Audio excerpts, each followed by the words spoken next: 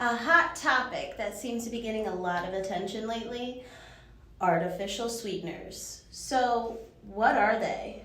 Artificial sweeteners are synthetic sugar substitutes that provide sweetness to foods and beverages without adding significant calories or affecting blood sugar levels.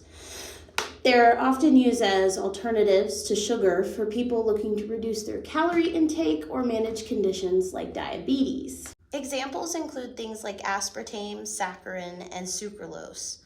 Artificial sweeteners have both pros and cons, but let's go over some of the pros first.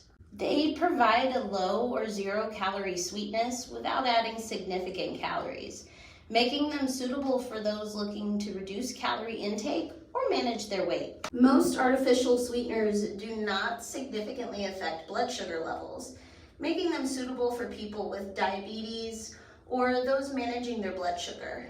And since artificial sweeteners do not contribute to tooth decay, they can be beneficial for dental health when used in place of sugar. They're extremely versatile and can be used in a variety of foods and beverages as sugar substitutes. Now let's cover some cons.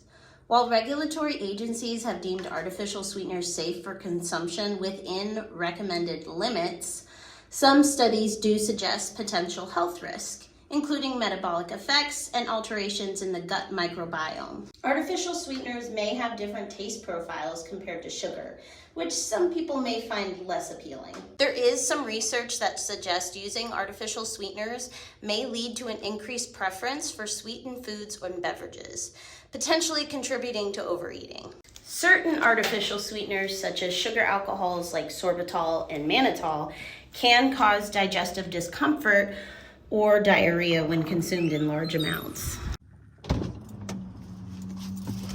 Now, in regards to blood sugar, most artificial sweeteners do not significantly affect blood sugar levels because they're not metabolized the same way in the body as sugar is.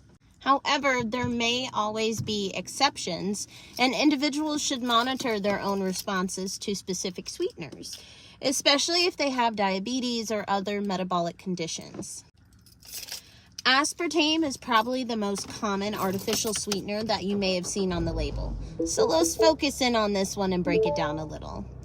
The amount of aspartame in a diet soda can vary depending on the brand and serving size. However, a typical 12-ounce can of diet soda contains around 180 milligrams of aspartame. It's important to note that this amount is well below the ADI, which is the acceptable daily intake, established by regulatory agencies.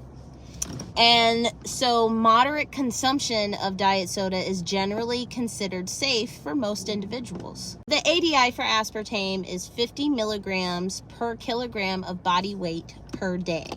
So for a 150-pound person, this would equate to approximately 3,400 milligrams of aspartame per day, which comes out to about 19 cans of diet soda. And this is just to come close to approaching toxic levels. Someone would need to consume significantly more than the ADI consistently over time to start seeing negative effects. Aspartame toxicity symptoms typically manifest at much higher doses, far beyond what would be consumed through a normal dietary intake.